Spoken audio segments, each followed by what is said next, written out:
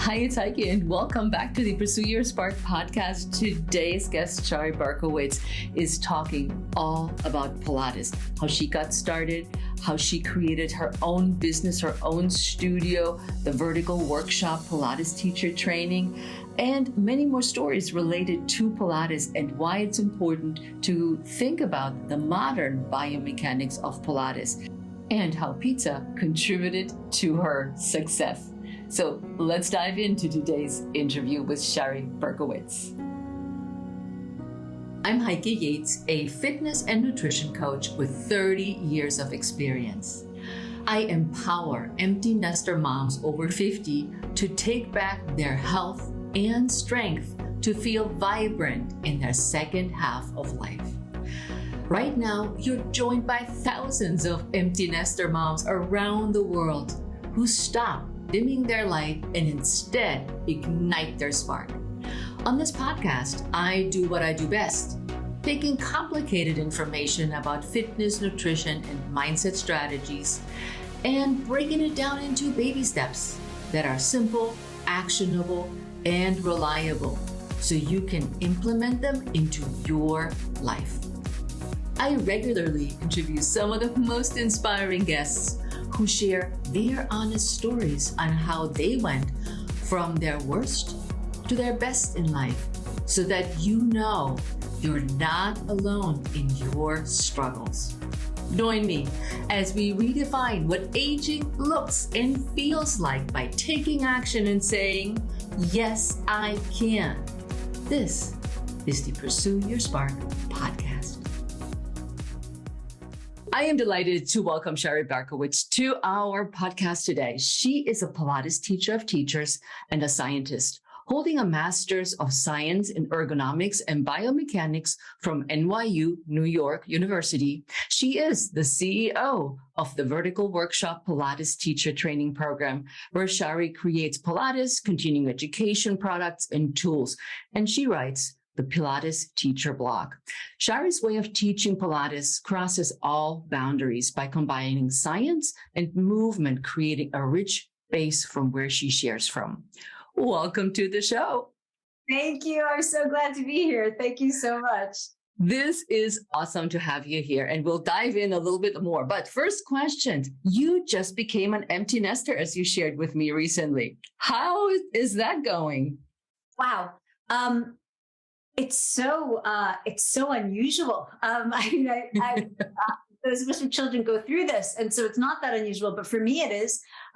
It's going well in the sense that I feel as my stepdaughter, I feel she's thriving, and she's really developing in special ways that one can only hope when they go away from home. And so I feel very comfortable about her. I feel comfortable that she can reach out to us when she needs help. And that helps calm me down a lot. And for myself, there's this remarkable extra time. That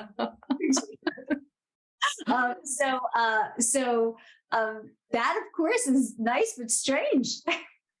I love to hear that because there's quite a few women that are so sad and so unhappy and feel so lost when the nest is empty and don't know what to do with themselves. So it's good to hear for them that there is a way, there's a light at the end of the tunnel. There is happiness. There is fulfillment. Yes, there is. And, I think I know that I have being a stepmother is different than being a full-time mother, of course, being a full mother. It has its, I don't want to say pros and cons. I don't mean it like that, but there's advantages and challenges to all of it. But with it, I think for myself, like I started with knowing that she's thriving and excited and growing makes me feel more comfortable and gives me the permission and to explore other things. And again, not being her full mother, not being her proper mother. I've always been into my other things. But with it, there is life. There's life for all as we all go through these different stages in a family. Well said. And I like that you addressed that you're a stepmom, because that's not something that we've actually talked about on the show. That's, from a perspective from a stepmom being an empty nester, and a little bit about what that feels like. But so it was fantastic that you shared that. But we're talking Pilates today, and we're talking specifically about you. I've been following you for years, and we just recently met at the workshop that you were hosting near me, and we both looked at each other and said, "Oh, I know you. Have you? I've been following you. I've been stalking you a little bit because I love your approach to Pilates, and you have created an incredible, successful career out of being a Pilates teacher, seeing it in a different way with your background and training. And I remember the first time I saw you was probably when I just was certified about 20 years ago. And I saw you presenting at the Pilates Method Alliance. And quite honestly, I said, who is she? What's she talking about? Pilates is not like what she's talking about. No. So fast forward to after 20 years of teaching Pilates, I'm like, this girl knows exactly what she's talking about. Thank you. That says something a lot about, this is a lot about who you are, to be able to first say, this is not for me, and then revisit over time and go, oh, this is for me. I mean, as we grow and develop, all of us, there are many things that I have been like, not for me, and I'm now like, I'm all about. So thank you. Thanks for giving me a chance over and over again. I'm different in the Pilates world. I'm a different, I think that's a big part of just who I am as a woman. I'm a different kind of person, and I revel in my differences. And it's not always appealing to everybody. And I have to be okay with that, of like, I'm not going to be everybody's cup of tea. And I have to be my own cup of tea. And when we shared our notes and we were preparing for the interview, and also when I met you in person, you said, oh my God, Heike, I got so much to talk about. Should we talk about this? And I'm going to go for this, because you said that your foundation for your success sits in being an extremely abused child and adult. And this is something that is not openly available. Of course, I researched you, I Googled you, I've tried to find as much about you, but there's very little. But I wonder if you want to share about that time. Yeah, you know what? I ought to. It's a huge part of who I am. This would be the first time of me discussing this on anything that's being recorded. So maybe my family will hear this, and I'll have to be okay with that. And because you know what, you can't protect the people who have hurt you. And that's important. But those of us who have been hurt, we often protect those who hurt us rather than take care of ourselves. As I just shared, wow, I could feel myself kind of getting flustery inside, because this is such a deep thing. But I actually do want to talk about this. And if I feel like I need to stop talking about it, I know that you'll be open to me stopping. So I feel very safe with you, I should say. With that, as I was just saying, that I'm not going to be everybody's cup of tea, and I'm okay with that. And I'm very different. That's not necessarily the thing you feel comfortable growing up with, or most people, from what I gather. I wanted to be part of my family. I wanted to be approved of by my family.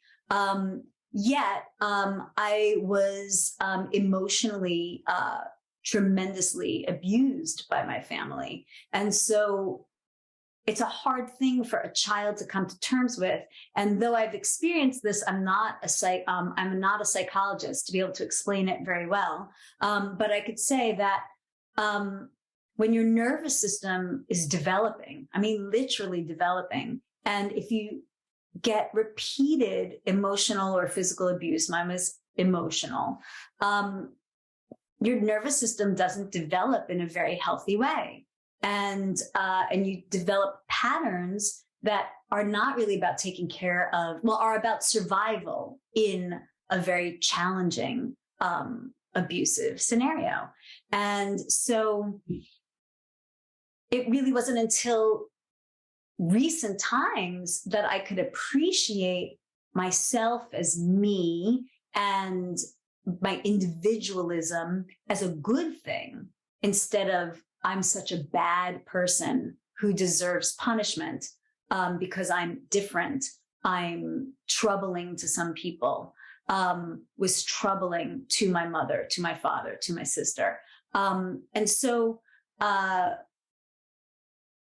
it's a very challenging thing to grow up with. And if one is lucky enough, they pursue the healing of it really, really strongly. I'm glad I'm the kind of person who's been pursuing the healing from this, that I can now say, wow, I'm different, might not be liked by lots of people, might not be liked and might be treated poorly by people. And I don't have to take that. So that comes from a foundation of abuse, and a desire to heal from that. What type of abuse? What type of abuse? Can you give us an example? What that may have been like? This is a tricky thing because people do ask these kind of questions, and anything that I say is not going to sound particularly bad. So I'm not going to say specifics, because when you say specifics, it diminishes the experience. Some things are really, really awful, and I would rather not share. But it diminishes the actual full experience of it. To say, so what I could say is my parents displayed sadistic behaviors, meaning things that were dangerous and painful to me emotionally, in order to satisfy some unresolved trauma of their own. So really, really stupid, awful, horrible things that you just would never do to a child. You would never, ever do to a child, let alone an adult. And repeated so much, so many different things, of small little things that build up into a large catastrophic thing. One thing that I can share with you that I think would be, no, you know what? I'm not going to share this right now. I feel not ready to share this. But what I'll say is that so many different things, small and large, that make it impossible to create, for a child to create her own identity, to feel safe with your parents. So that's maybe an overall kind of thing, is a child should feel really safe with their parents. Yeah. But if a child doesn't feel safe with their parents, then where is the sense of self, and where is a calmed nervous system to develop? It's not possible. So I have to skate around the details of it because I don't think it's really appropriate for me to share. Good. It's your story, and I want you to share as much as you feel comfortable with it. And I actually like your thoughtfulness around that, because you're right.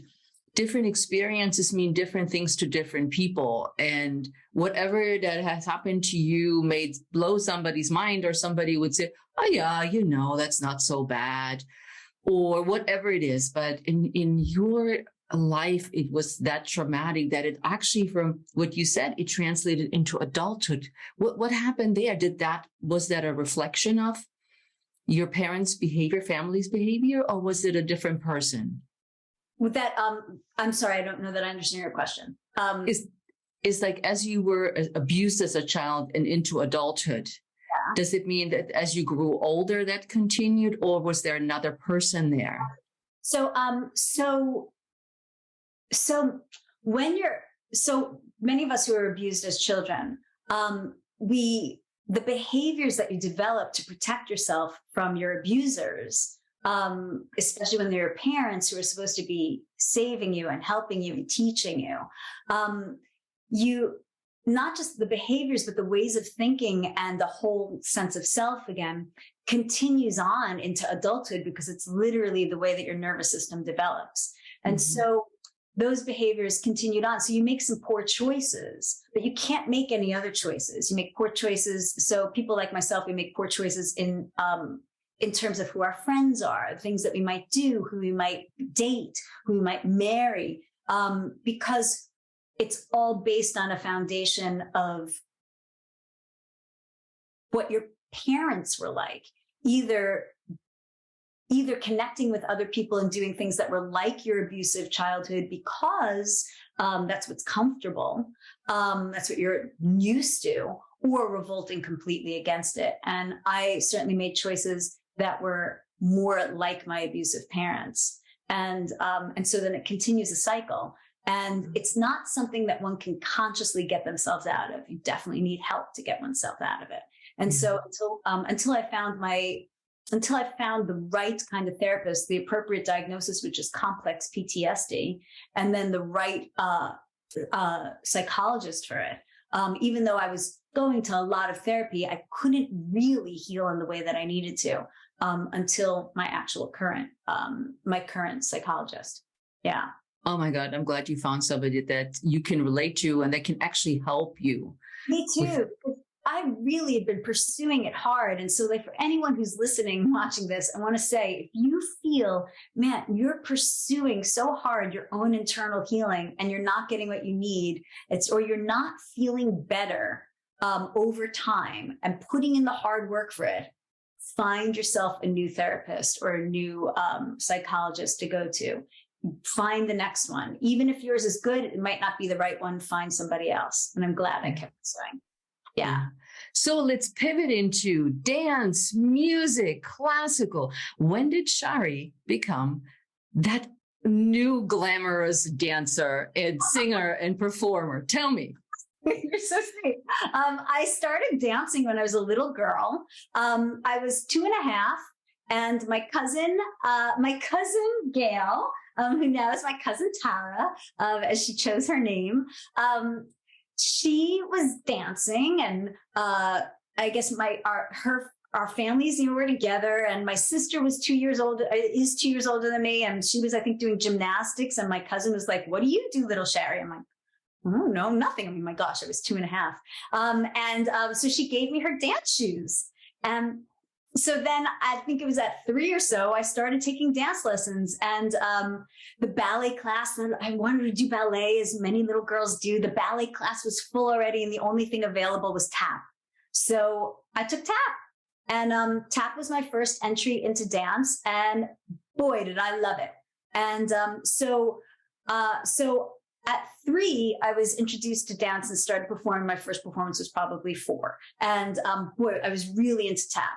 But then also at 3, at 2.5, my sister was in preschool, and I wanted to do whatever my sister was doing. And the school said, as long as she's potty trained, she could come. So I started school very early in preschool, and there was a piano there. And I apparently just sat down at the piano and started playing Scott Joplin tunes, ragtime tunes. And so I got into playing the piano very early. So I was playing the piano and I was dancing, and I guess I then started singing. And so I just started performing as a little kid. And I always knew I wanted to pursue a career in musical theater because it turned out to be this little triple threat. A triple threat is somebody who could sing, dance, and act. So here I was, this little triple threat. And I had science as my whole other life. I was really into the sciences. And through school, I was very academically oriented, but at the same time, I would do school and then spend every afternoon and evening and night dancing, singing, performing.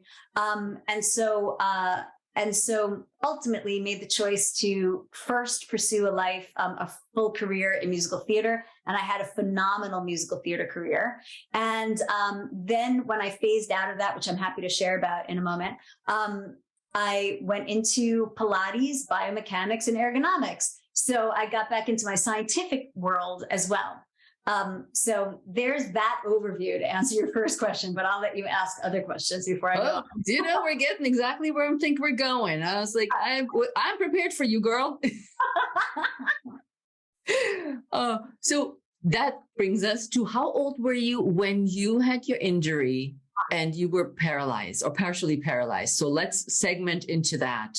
Yeah. So this is what got me into Pilates. Was here I was performing. I was, I was in North Carolina doing the musical Grease. And I had a horrible accident in the musical. The man who was supposed to guide me in a turn, he violently whipped me, and my arm went one way, my head and body went the other way, and I herniated 3 discs in my neck that were pressing into my spinal canal and into my nerves of my arm, and I was partially paralyzed, meaning I had no use of my left hand and arm, into my shoulder girdle, into my neck. So first horrendous pain, and then just nothingness, no use, no feeling, no nothing. And I guess it was 27. I think I was 26 or 27, in a phenomenal musical theater career. And then it just was stopped. I had to go to physical therapy. I wasn't allowed to work for obvious reasons. I had to go to physical therapy multiple times a week. And I ended up, after 11 months of physical therapy, I believe is the case, I finally was, I had use of my hand and arm again. And I was allowed to go back to perform a little. And I was allowed to, have 30 minutes of Pilates. In 30 minutes less of physical therapy, 30 minutes of Pilates was given to me. And that started a big transition over time, less physical therapy, more Pilates, and a huge change happened inside of me. Now, I was very surprised that when I read this about you, that the physical therapist did Pilates with you. Is that correct? Or did I misunderstand that? Well, you know what, so my physical therapy, the place I went for physical therapy was completely connected with the Pilates studio of New York, who was connected with, which was in business with Ramana, who was at Drago's. And so my physical therapist, Joe Tata, he was a Pilates teacher and literally across the hall. And so he started teaching me Pilates. But he was my physical therapist, who then was creating my Pilates growth. Yeah. What year was that about, Shari? Because Joseph Pilates died in 1967. So was that before? No. My gosh, no. This was so the year that I had this injury was 1998 or 9. I don't remember. Okay. I think 8. Because I got a little fuzzy on the dates. I was like, I have you here. I just asked you because I couldn't clarify this in my head. Oh no, Joseph Pilates died in the late 1960s, and no, this was like in, I don't remember the actual year, 1997 or 1998, I think. And that makes sense. Yes, and I could be so off on that, but I don't think I am. And with that, that's how I got into it. So in my 20s. That makes sense, because I was thinking of the age, and then I couldn't find an age, and then I was thinking, okay, how old you are, and then I'm trying to do my math back, which I'm terrible at. So I said, I just ask her. I'm glad you did. Maybe I should know the dates better, but I don't. But I was in my like mid-late 20s. 20s, yeah. Because I thought that was interesting that the physical therapist knew about Pilates. So in my mind, I was thinking, oh wow, how did they know about it back then? But duh. It's me who is off with the date. Oh, no, you're good. You're here. Thank you. But that's so cool. So you did your PT with him. Then you got into the studio, which was next door. Did you start training with Ramana? And let me backtrack. Who is Ramana? Because not everybody knows who Ramana is. And when sometimes I mention it with my clients, people are like, huh? Who? What? They know. They shouldn't know, right? I mean, why would they? So when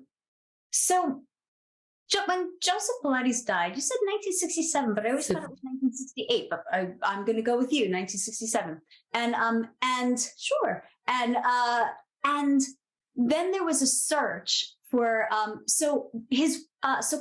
Clara Pilates, his wife, and I'll put it in quotes because there's no marriage contract and such, and always a mystery. She was quite elderly, and or I'll say at the time old enough, and she felt elderly that she didn't feel confident about running the studio on her own. And so then became the search of who's going to run the studio. And they went through the gamut of all the people who had been really, at that time, connected to Joseph Pilates and working at the studio or working out or teaching in other places. And everybody else was busy with things. And it came upon to a former student of Joseph Pilates. They came upon a former student of Joseph Pilates who they asked if she would run the studio. And her name was Romana Krasnowska. Pilates, she had done Pilates. She was a ballet dancer, and then she became a ballet teacher. She had been out in South America for a long time, had come back. She was looking for work. She needed work.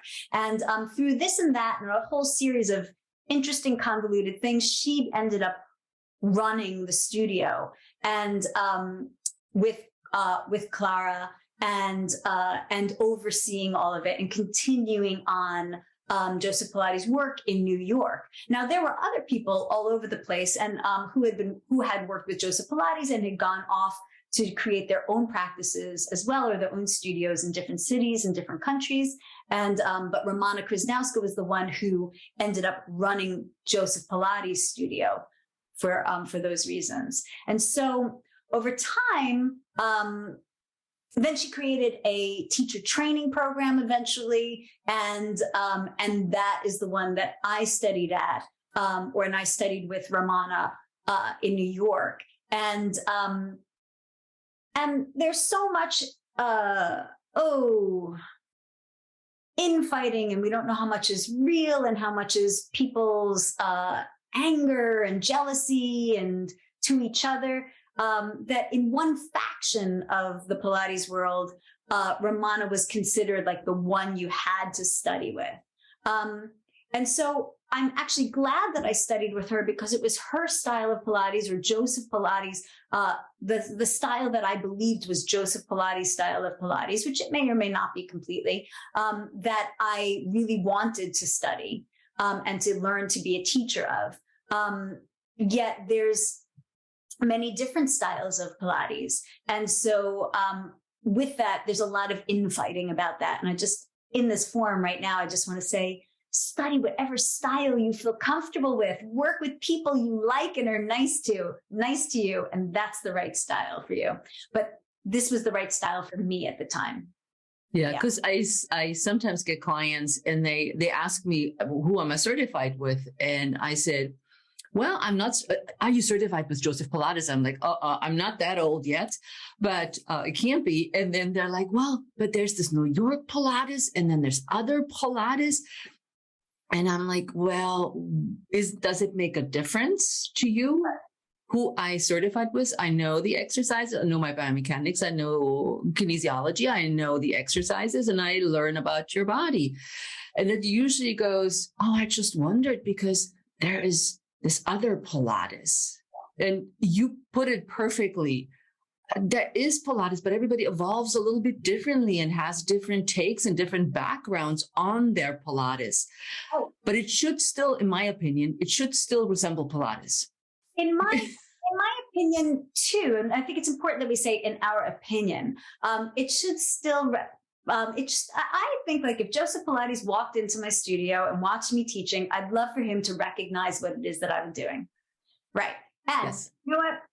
He's been gone a long time. But that's just for what it is that I do. And as I've looked at all different things and what I feel is most effective, I would love for him to walk in and be like, I recognize that. And then I'd be very happy, if he were to say, what are you doing there? And why did you say that? And I'd be like, ooh, let's sit down and talk about this, ghost of Mr. Pilates, and have a discussion about why I made these choices or that, or this choice, or why I'm not doing exactly what he would have done. And it's informed my work. I really inform it with the modern understanding of biomechanics, as I'm a biomechanist. And I hope that we could have a reasonable conversation.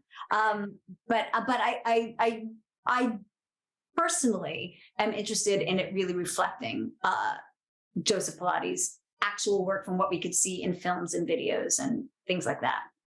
Yeah, I remember the times, and that's years ago now, when people started to add the bozu or the balls, the big balls to the equipment, and a large Pilates community was in shock. And I was thinking, what would have Joseph Pilates done if somebody said, look at this ball? What would you do with it? Right. And we could never guess what he would have done. He might have like stuck a needle in it and been like poking and be like, this is crap. Or he might have played around with it. And so I try not to put like words into Joseph Pilates' mouth or like he would have done this or he would have done that. I have no idea. I've worked with a lot of his former clients. I've interviewed many of his former clients, and some say great things about him, some say horrible things about him. And so, but if I were to imagine, he was a pretty creative person, and if you gave him a tool to play with, he would play with it. But I don't know that any of us need permission from the ghost of Mr. Pilates or anyone to play around with something. From my perspective, I just like to know as much about what Joseph Pilates actually did and be like, oh, this is a Joseph Pilates exercise. And then I want to be able to say, oh, I've adapted this onto the big Swedish ball. Or, oh, this is my own exercise. Or this is Heike's exercise. Or this is somebody else's exercise, as opposed to attributing it to Joseph Pilates. But that definitely comes from my origins of working with Romana, of like naming things to be that versus something else. And I don't want to put them separately as good or bad. I just want to put them as, this I know is Joseph Pilates' work. This is Romana's work. This is Shari's work. This is somebody else's work. But why not check out what the ball is and play with the ball? Can't you play with it? Sure. Right. Hey, it's Heike, and I wanted to share something super cool with you. If you've been wondering about trying out Pilates and intermittent fasting, I have the course for you. Have you heard of the Fasted and Fit Over 50 Jumpstart? I created this non-intimidating course for women over 50 and 60 that want to start feeling stronger, healthier, without another diet or exercise program that doesn't fit their lifestyle or health goals. The Fasted and Fit Over 50 Jumpstart is a 14-video self-paced course. This is for you if you are new to Pilates and have never tried intermittent fasting, but you're curious if it's for you. No equipment is needed or any food to buy. Why not jumpstart your health and strength today? Go to heikeyeats.com and get started. And also, for all the listeners, we'll leave a link for you in the show notes. You can read Shari's blog, where she has some of the people's interviews and things in there. So it's very interesting. I dug around and read around in your blog and your website for preparation for this interview. So you can find all this. But I always love hearing stories from the Pilates studio. So you've been studying with Romana. Give us some personal insight of what it was like. Oh, sure. All right. Well, I feel like I should start from my very first day at Romana's studio. So the studio that Romana worked out of was actually called Drago's, which was a Russian gymnastics gym or gymnasium. And so you walk in, you get off the, so like a 57th Street in New York City, you go up this building, you get off the elevator and you walk into like a pretty ugly little living room. Just like a little living room with a kind of blank wall, if I recall. It was a lot of years ago now.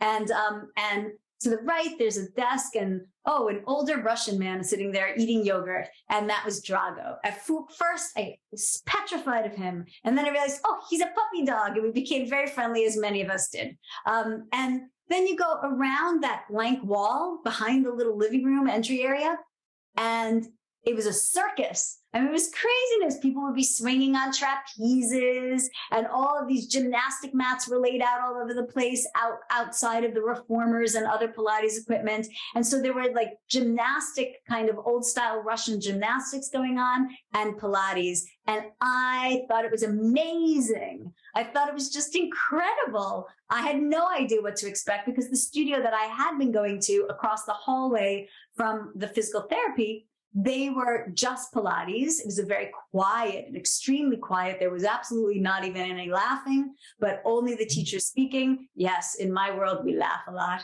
And then here we have people swinging around from trapezes, and it was a very vibrant place. So that was my first thing with it. And I found that fascinating. And the apprentices, we would just sit behind the reformers and around the Cadillacs and chairs, and we would watch Ramana teach, and we would watch different teachers teach, and we would teach each other. And then we had practice clients we would work on, and it was really vibrant. And you had to watch out for people swinging on trapezes that you wouldn't get knocked over. And so as you became one of her teachers, what was your job? What did your job become as a teacher? How did you evolve? First I should say, she liked me a lot at the beginning. And like a lot. Little Shari, she could do anything. You could put my leg anywhere. I could put me in any position. I could do any exercise. Great. But then she didn't like me. I have a lot of gumption. I got questions and I want answers. And she's my teacher. I'm interested in learning and I have questions. And she was very against, she really couldn't answer questions, and was really anti answering questions, which is really the opposite of me. And so she'd then get frustrated with me, and she'd kind of punish me. We'd kind of have fights every day, which was really hard because here I am, the student wanting to learn. And we started off this interview talking about my abusive childhood. And then here I was facing it again, where now I'm facing a person who's attacking me literally every day. I come in as a child of Pilates, basically saying, teach me, open heart, open face, everything. And I'm getting attacked every day. A lot of my education there, my development at first became I had to be on the defense all the time. And like in my childhood, I had to feel like I had to prove myself a lot. So I had to be better than anybody else in a sense. I had to make sure I achieved to the highest, which was very much like my childhood. So and then ultimately I hurt my wrists really badly and I was casted. I had 2 casts on my arms. And so then she really despised me because she didn't like any injuries in the studio. And now you can't do the advanced exercises, so then you can't teach. And I said, I will teach. And I was really adamant of like, I'll be an even better teacher because I'm casted and I have to show for myself and really show her. And it was really, again, very much like my childhood. And so with that, I achieved exceptionally as a teacher, which made her hate me even more. And so when you ask this question, I would teach at the studio. And then she would leave at like, I forget if it was 1 or 2 in the afternoon, like maybe it was 1. I could have the numbers wrong. Anybody who's watching, let me know. And then I would take an hour break, go back up to my apartment and go to the other studio, the one across from my physical therapy place. And I would teach for 4 hours up there at that studio. So most of my time with Ramana was observing and teaching at the studio a little bit, but then just through the morning hours to the early afternoon. And then I would go up to the other studio and teach the entire afternoon until 8 o'clock at night there. Wow. Yeah. These are long days, Shari. They were long days. I had a national commercial running. I was in a big Pizza Hut commercial that paid for everything. So that paid me so well that I didn't have to work. So my work, I really invested myself in my training, that I could just do 40-hour plus weeks of being an apprentice. And I really invested myself in that. And then that led into indeed teaching jobs. And so I went from there. If that answered your question, which I hope. The pizza, nowhere to be found, that you had a pizza commercial running. What were you doing in the pizza commercial? Eating pizza. I don't really even like pizza that much, no offense. But boy, I'm apparently really good at selling pizza. I went from doing corporate videos for Domino's to commercials for Papa John's to then commercials for Pizza Hut. I'm the pizza girl. I look really good eating it on camera. Well, I believe you. I mean, if they hire you saying she has the pizza face, who knew, right? Yeah. I really the cheese pull of like cheese pull and what do you do with that and how do you like eat that with a smile on your face? That is fantastic. I love it. I mean, you have such good stories to tell. I love it. I do have stories. So after you ate all the pizza and you started teaching, when did you break free is probably not the right word to use, but when did you go out on your own and as the vertical, I know before that it was not the vertical workshop. There was something before that. Am I remembering it right correctly? I don't know. It might have just been Shari Berkowitz. Probably. So what happened was I moved out so I'd been in LA in Los Angeles, and then I moved back to New York to do my apprenticeship, and then I moved back to Los Angeles, and I was working at multiple studios in Pasadena and in Los Angeles proper. And after a couple of years of working in other people's studios and building up my own personal clientele. So in the Pilates world, as you know, but for your listeners, when a studio brings in the client or you come to a studio and you're just coming to that studio, you don't know who you're going to work with, but I want to work at this studio. My studio's name is the Vertical Workshop. The studio has brought that client in basically by reputation and location, and you're the studio client. Or the studio's client, but a teacher might bring in their own clients that they met somewhere else. They met over, they met at a party, they met at the park, they are a friend. And so very often the situation at the studio might call that person like your client, your personal client, and different things at different studios. So I was working at studios, but I was also building up my personal clientele. And so one day it came to the point where I had much more of my own personal clientele, and I had really done less and less work for the studios that I was working at. And this one studio I was working at in Los Angeles, I was basically paying rent to the studio that was exceeding the rent that they actually had to pay each month. So I thought, this is now time to open my own studio. And that's indeed how I did. And it was just 2 years after starting to teach, actually. Yeah. So when did you start teaching teachers and go out into the Pilates world to teach us what you know about Pilates and your way of teaching Pilates? A very strange, big surprise. I had a very strange way of getting into it in the sense that I would not recommend this. But it was right for me. So I opened my studio 2 years after after I finished my apprenticeship.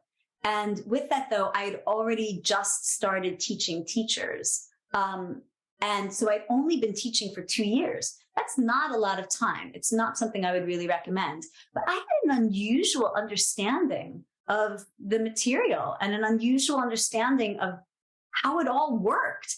And so I was hired by a teacher training company to train to be a teacher of teachers. And I felt very comfortable with it and felt well prepared for it. It was innate in me to be able to teach it. I generally say, my gosh, at least 5 years, but that was not the case for me. I must be honest. It was not the case for me, but it really was very right. And so then I taught for this company for 7 years, I think, and maybe 7.5. And but while that was happening, I was really developing my own understanding. And I taught what I was supposed to teach for them. But I was really bringing up, like, there was other stuff that I was really developing for myself. And my company's name and my studio's name was the Vertical Workshop. And then eventually when I created a teacher training program, I took many years off once I resigned from this one company and created my own teacher training program. I took many years off of teaching people to become teachers before I had my own teacher training program. What I did in between those times and during the time I was working with that other company was I was teaching workshops, continuing education. And so I had many, many years of teaching continuing education and developing my style and methodology of teaching before I actually launched my actual teacher training program, if that makes sense. I think a lot of people are very eager to be teachers, train people to teach teachers, have teacher training programs, and yet at the same time, they don't have a history of teaching teachers. They don't teach continuing education. They haven't created their own methodology. They don't have a sense of themselves in the business and that they have something new to share. And so I feel that is very shaky ground or not a solid foundation, but I'm very proud of my foundation. I really worked hard to feel that I had something extra and special to say. I have to agree with that. You do have something extra and special to say. Thank you. That's why I keep following you. I'm like, she's, what I love is, and you mentioned this at the workshop too, is that we can't continue to be stuck in the biomechanics that we had in the 40s and 50s. That it's time that we're looking at it from a different angle with a different eye. Tell us more about that philosophy. You know what? Science grows and changes all the time, which really makes people uncomfortable. It's really tempting. I just want to be like, isn't the atom the atom? You have a nucleus with protons and neutrons, and then you have electrons that go outside of it, and that's it. Then we found out there's more. There's more. It's not quite like that. There's more. There's more stuff in the nucleus. The electrons are different, and that makes people uncomfortable. They're like, but I want it to be the way I learned it in 4th grade. But science, once we try to learn more all the time in science and ultimately disprove or try to disprove what we said was the evidence in 1950. By 1970, we hope we have a better understanding to stand on those shoulders, whether of the prior stuff, whether it's to discount it or just to add to it or support it. And so in terms of biomechanics, I think that's really important, as that's my area of science, that in 1970, it was a real big thing to actually 1957, a real big thing of stretching is going to be really important. Stretch, stretch, stretch, stretch. And stretching tendons is really important. And if you all remember, your tendons are what connect your muscle to your bone. Or stretching ligaments is important. That's the stuff that connects your bone to your bone. And you want to stretch all of this, stretch. Well, it turns out that makes you more flexible, but it destabilizes your joints. It makes your muscles not be able to engage as as efficiently, I should say. They have to work way too hard, and the joints are then too loose. So it increased range of motion because you stretched, but you stretch these ligaments and tendons that destabilize the joints and make the muscles inefficient. And it was the best that science had at the time. But we learned from it. And if we don't learn from it, that's a problem. Science wants to learn from what we did in the past. And so now we know that that kind of stretching is not necessarily good for you. And there's other things to do. And something called eccentric contractions are important. And so I firmly believe in standing on the shoulders again of the past and be like, what can I learn from that? Is that still valid information? How have we grown, and how can we continue to grow with this information and apply it today rather than being stuck in the past in something that might be useless, dangerous, or just not as useful? And let's find out and keep pursuing that. Yeah, because you talk a lot about biotensegrity and the fascia. Yeah. So tell us more, what is biotensegrity for those of us who don't know what that is or even never heard this word, and the fascia, what are these things? So, let me think of the best way to begin. All right, good questions. A very simple way of us being taught about our bodies, especially when we're kids, is like, I'm going to sing this dorky little thing. It's like the shin bones connect to the thigh bone, the thigh bones connect to the pelvis bone, or something like that. And it's very linear, very, very linear. And yes, I had to put a Southern twang with it. So, but a very linear thought of like bone to bone to bone, and muscles connect to muscles, to ligaments, to bone, and a very linear thought of how we're put together. You know what? Here, since I've got a little skeleton, and we look at this little skeleton and you go like, we just place on like Band-Aids, muscles. And then the muscles bend the joints in very linear ways. It's a very simple way of starting to learn about the musculoskeletal system and learn about movement. But it's incomplete. So we would say even that it's not just simple, it's simplistic. It's not complete. It's oversimplified. It's not complete. So the more and more that technology has developed, and the more people who question what we've been taught, we start to discover that there seems to be more than just this linear way of bone to bone, shin bone connected to the thigh bone. I'm saying that. And then there's all this kind of extra tissue and stuff inside of us outside of bone, ligament, tendon, muscle, nerves, fat, skin. What's all this other stuff? And this other stuff is called fascia. And this fascia, there's blood vessels, I didn't mention them. This fascia, an older understanding of it, a former understanding, was it's just packing peanuts inside of you between everything you've got.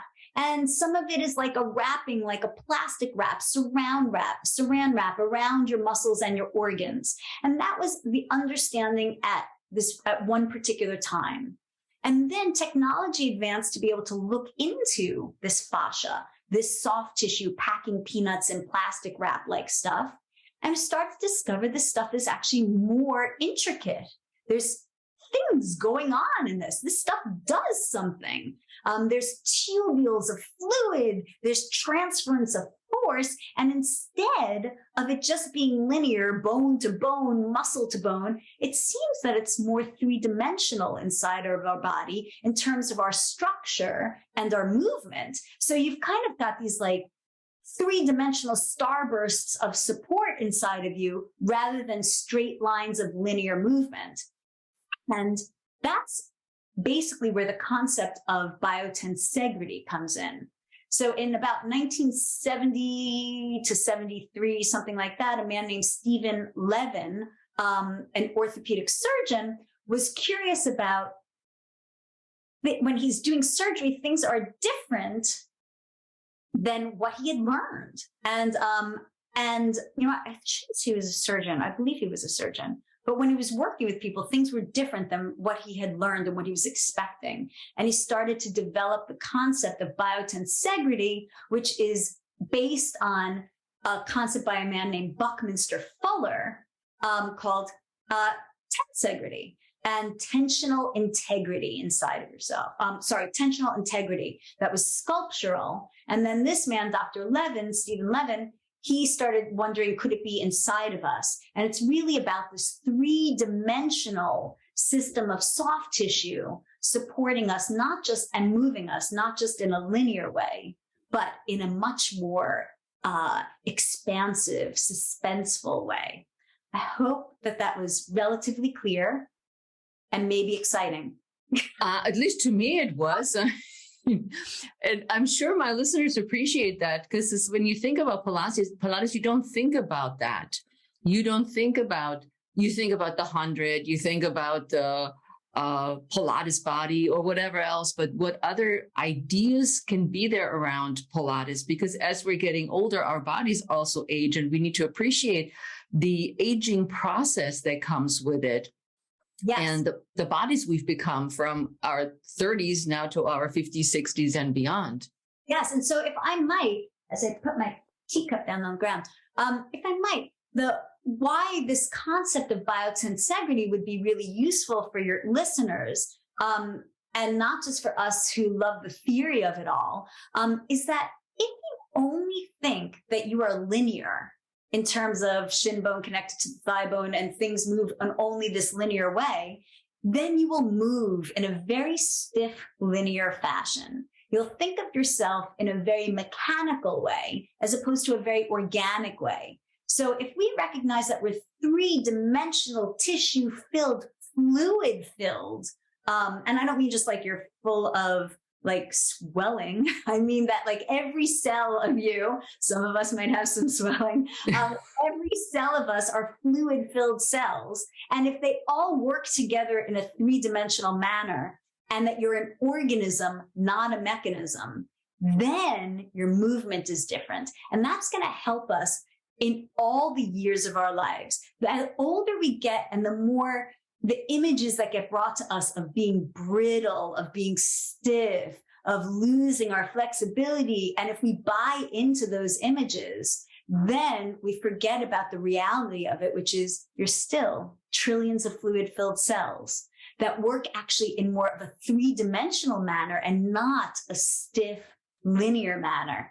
Then your movement changes. Your behavior, your feeling of yourself inside of yourself changes. And if we're stuck with what we were taught 50 years ago, 70 years ago, 80 years ago, that does not match the reality of what we've learned now in the science of the human body. Let's match reality and your behavior will change. That was brilliant. Hey. That was brilliant. That was better than the question that I had for you.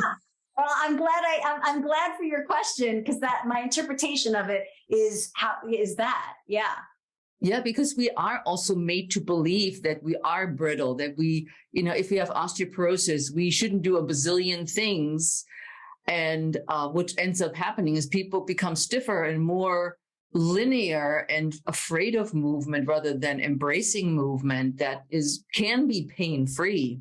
Yes, indeed. Indeed. And I, as you know from my workshops, I'm happy to share with your listeners that if we remember ourselves or consider ourselves in the reality that we are animals and we are not mechanisms, that we are animals, we can look out the window and look at that squirrel, look at the older squirrel. That older squirrel is doing just great. It might only have 3 paws and it's doing great. It's still spiraling itself up the tree. And so can we. I mean, I'm not going up the tree, but we are organisms, we are animals. And for us to not buy into the limits, the ones that are unreasonable for us, there are reasonable ones, but we don't have to buy into the ones that are really fallacies. Yeah. Now, I have 2 more questions for you, and they're all actually questions that I want to know about. Okay, number 1 is, and there's many stories about this, so that's why I'm asking you. How did the Pilates names get their names? Oh, you mean the exercises? The exercises, yeah. I mean, as far as I know, okay, most of them are really just very straightforward footwork. You're working with your feet. I mean, maybe it could be called leg and footwork. Single leg stretch. Oh, we're stretching one leg at a time. Double leg stretch. Very straightforward, nothing fancy. But then you get to some things like elephant on the reformer. Why isn't that just called the lean over and press your legs out exercise, which would be much more typical for Joseph Pilates exercises? There's an exercise called going up front on the Wunder chair or the high chair. And well, because you're going up front ways. But we get to the creative aims, and those from what I've heard were from clients, oftentimes like clients giving the exercise a name. So elephant, I believe it was that a lady didn't like how her skin was on her legs and on her upper thighs, and she called it elephant skin, I think, is the story I heard. And so she thought the elephant exercise would work on her elephant skin. That's the story I had heard. Whether it's the true story or not, I have no idea. So the ones that have creative names were usually by the clients. Joseph Pilates wasn't creative in that way. He was creative in lots of other ways. Because the story I had heard was that the teachers named the exercises to remember them. That's what I had heard. You know what? Maybe so. The thing about Pilates, the Pilates world, is there's lots of stories with not necessarily really great factual answers. Which is great. That's why they're stories. Totally. Exactly. And so, you know what? Great. Probably, I wouldn't doubt that some of the exercises were absolutely the teacher's just trying to remember what to do. Oh, this one looked like an elephant. Yeah. No, and finally, what is your favorite Pilates exercise? Gosh. You can only pick one. I'm so Shari. The entire method. The whole method is one exercise. I don't know. Oh, I'm so pathetic. I don't know that I have one exercise. If I had to pick one, the mountain climb on the chair with the whole rolling your spine up and rolling your spine down. 8 sets or 4 sets of 8 pumping those legs, roll up and down with your spine. Next leg. Yes. Why, you might ask? Please do share. It's hard. It's a hard exercise. And the learning of it, the practicing of it, the refining it, the like losing it and coming back to it, and all of that is such an amazing challenge. And the feeling of success internally of working on something and getting and feeling a sense of achievement. Challenge and achievement is really satisfying to me. I love that. Yeah. Well, Shari, it was a pleasure having you here on the Pursue Your Spark podcast. Thank you so much for being here. Thank you for having me. I'm so glad to be here with you and everyone. Great. Thank you for joining me today in today's interview all about Pilates with my guest, Shari Berkowitz. If you'd like to learn more about Shari, please check out her social media channels. We provided links to those in the show notes captions. In addition, check out the Pilates teacher blog on Shari's website. And again, the link will be in the show note captions. And if you're learning from and you're enjoying our podcast, please subscribe to our YouTube channel. That is a zero-cost way to support us. In addition, please subscribe to the Pursue Your Spark podcast on Apple and Spotify and give the show up to 5-star review. If you have any questions or comments or topics or guests you'd like me to cover on the Pursue Your Spark podcast, please put them in the comment section on YouTube. I read all the comments and I respond there. If you're not already following us on social media, we are at Heike. It's on Instagram, Twitter, Facebook, LinkedIn, and TikTok. And I should mention that on those platforms, I cover fitness, Pilates, strength, intermittent fasting topics for empty nester moms over 50, 60, and beyond, which overlap with the Pursue Your Spark podcast. Get on the list for my weekly newsletter by grabbing one of my free guides for empty nester moms to reclaim your health by going to heikeyates.com. Thank you for joining me in today's interview with Shari Berkowitz, all about Pilates.